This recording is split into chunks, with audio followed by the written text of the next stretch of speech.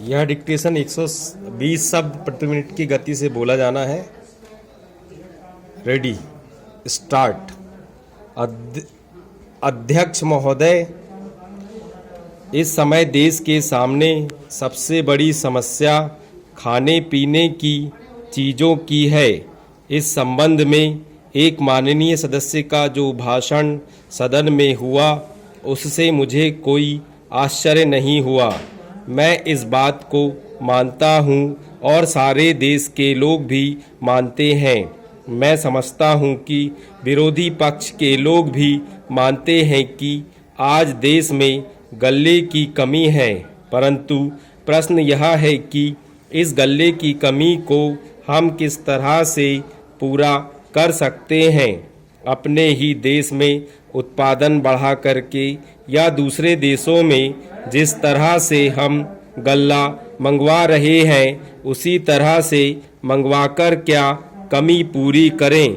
आज लोगों में गल्ले की कमी की वजह से उत्तेजना फैल रही है, परेशानी बढ़ रही है और दिक्कतें बढ़ रही हैं। यह बिल्कुल स्पष्ट है। खास तौर से कुछ दिन पहले केरल के संबंध में इस सदन में बहस हुई। बंगाल में भी गल्ले की कमी की वजह से हालत खराब हो रही है, लेकिन मैं समझता हूँ कि देश के जितने सूबे हैं उन सब में करीब करीब वैसी ही हालत है। ऐसी हालत में हमारे देश के अंदर अपने प्रयत्नों से और अपनी मेहनत से गल्ले का अधिक से अधिक उत्पादन किया जाए, इसमें कोई दो राय नहीं है। मैं खास तौर से अपने सूबे के संबंध में कहना चाहता हूँ। वहाँ पर ऐसी काफ़ी ज़मीन है जिसमें सिंचाई की कोई भी व्यवस्था नहीं है।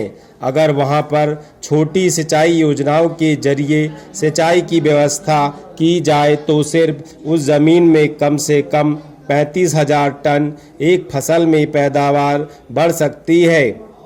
उपाध्यक्ष महोदय, जहां पर उत्पादन बढ़ाने और दूसरे देशों के ऊपर निर्भर नहीं रहने की बात है, हमें देखना होगा कि सिंचाई की व्यवस्था और खाद, इन दोनों में किसकी आवश्यकता पहले है। मैंने पहले भी यह कहा कि खाद के ऊपर अगर ज़्यादा जोर दिया गया और सिंचाई के कामों की उपेक्षा की गई तो नतीजा यह होगा कि जिन राज्यों में सिंचाई की अधिक से अधिक व्यवस्था है, वहीं पर इसका उपयोग हो सकता है। अनाज की कमी वाले इलाकों में जहां पर सिंचाई की व्यवस्था नहीं है, उत्पादन नहीं होगा। इस संबंध में मैं एक बात और कहना चाहता हूं कि देश में जो कुछ भी हम पैदा करते हैं, उसका वितरण ठीक प्रकार से होना चाहिए। अध्यक्ष महोदय, हम देख रहे हैं कि सरकार की कोशिशों के नतीजे भी अच्छे निकलने लगे हैं। दुख इस बात का है कि इस बार सर्दी के मौसम में वर्षा नहीं हुई, फलस्वरूप इस साल पैदावार भी उतनी नहीं है। कुछ लोग कहते हैं कि इस साल भी जो पैदावार है वह पिछले साल की पैदावार के बराबर हो जाएगी। मैं देखता हूं कि इस साल गल्ले की कोई कमी नहीं है, इसलिए मैं समझता हूं कि गल्ले को एक जगह से दूसरी जगह ले जाने में जो रोक लगाई गई है उसको हटा लेना चाहिए। अभी हमारे राज्य में बड़ा अकाल पड़ा हुआ है, परंतु वहां पर गल्ला भेजने का कुछ प्रबंध किया गया है और लोगों को गल्ला मिल रहा है। पिछले 2 साल में कोई आदमी भूखा नहीं मरा। यह हमारे देश की सरकार के लिए बड़े ही संतोष की और बड़े गर्व की बात है। यदि अन्न की उपज हमें बढ़ानी है तो हमें पानी का प्रबंध करना होगा। उधर वर्षा की बहुत कमी है। खास तौर से मैं अपने इलाके की बात आपको बतलाना चाहता हूँ। 20 साल पहले जितनी वर्षा वहाँ होती थी, उतनी ही वर्षा आज भी होती है। वहाँ नहर भी है, लेकिन नहर का पानी वहाँ नहीं जाता है। नहर के पानी को आगे ही रोक लिया जाता है। कुछ लोगों ने नलकूप भी लगा लिए हैं, जिससे लाभ हुआ है और पानी का इंतजाम हो गया है, लेकिन सभी किसानों को पानी नहीं मिलता है उनको बड़ी परेशानी होती है। पहली योजना से मैं इस बात की कोशिश कर रहा हूं कि हमारे क्षेत्र के लिए पानी का इंतजाम किया जाए, वहां पर सिंचाई के लिए पानी दिया जाए। लेकिन हमेशा यही कहा जाता है कि एक बहुत बड़ा बांध बन रहा है और जब वह बन जाएगा तब पानी मिल जाएगा। 3 योजनाओं में यही कहा जाता रहा है। मैं समझता हूं कि पानी का इंतजाम होना बहुत ज़रूरी है।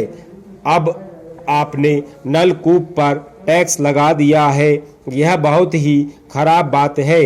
खेती सही मायने में अभी शुरू ही हुई है। जो कमी है उसको हमें पूरा करना है। जो टैक्स लगा दिया गया है उससे इस काम में बाधा पैदा होगी।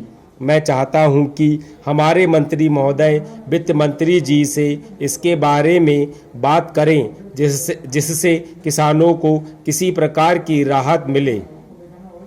सभापति महोदय, मैंने जनसंघ के नेता द्वारा प्रस्तुत अविश्वास के प्रस्ताव को बहुत ध्यान से सुना है। उसका भाषण सुनने के बाद मुझे ऐसा प्रतीत हुआ कि उन्होंने अविश्वास के प्रस्ताव की महत्ता की और उसकी आवश्यकता को ठीक प्रकार से नहीं समझा।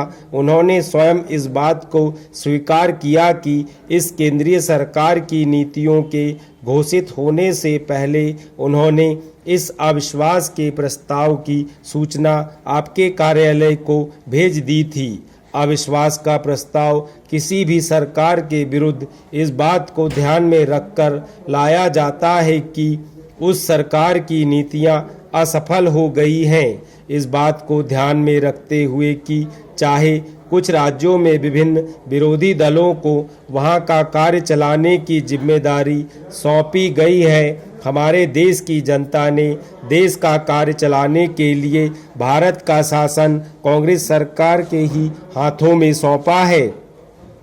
हमारे देश की जनता का विश्वास था कि कांग्रेस ही एक ऐसा दल है जिसके ऊपर विश्वास प्रकट किया जा सकता है और इसलिए केंद्रीय सरकार को चलाने की जिम्मेदारी हमारे ऊपर आई है। मुझे दुख है कि बिना इस बात का ध्यान रखते हुए कि एक छोटे से मामले को लेकर राजस्थान में राष्ट्रपति का शासन लागू किया और विधानसभा की कार्यवाही को स्थगित कर दिया गया। अगर इसी प्रश्न के ऊपर इस सदन को विचार करना था तो अविश्वास के प्रस्ताव के अतिरिक्त भी हमारे नियमों के अंदर व्यवस्था है जिसके अनुसार हम इस सदन के अंदर इस प्रश्न पर विचार कर सकते थे। लेकिन जनसंघ के नेता ने इस बात को ध्यान में नहीं रखा। उनका आरोप है कि केंद्रीय सरकार ने राजस्थान के अंदर जिस प्रकार से हस्तक्षेप किया है वह अनुचित है और संविधान की अवहेलना की गई है। जनतांत्रिक भावनाओं का ध्यान नहीं रखा गया है। उनका यह भी कहना है कि वहां जो निर्दलीय सदस्य चुनकर आए थे उनको राज्यपाल ने राजनीतिक अधिकारों से वंचित रखा है और कहा है कि कांग्रेस पार्टी जो वहां का सबसे बड़ा दल है केवल उसी को वहां पर सरकार बनाने का अधिकार है। एक तरफ आप यह मापदंड लगाते हैं कि राजस्थान में निर्दलीय सदस्यों की अवहेलना की गई और दूसरी तरफ आप उत्तर प्रदेश का उदाहरण प्रस्तुत करते हैं।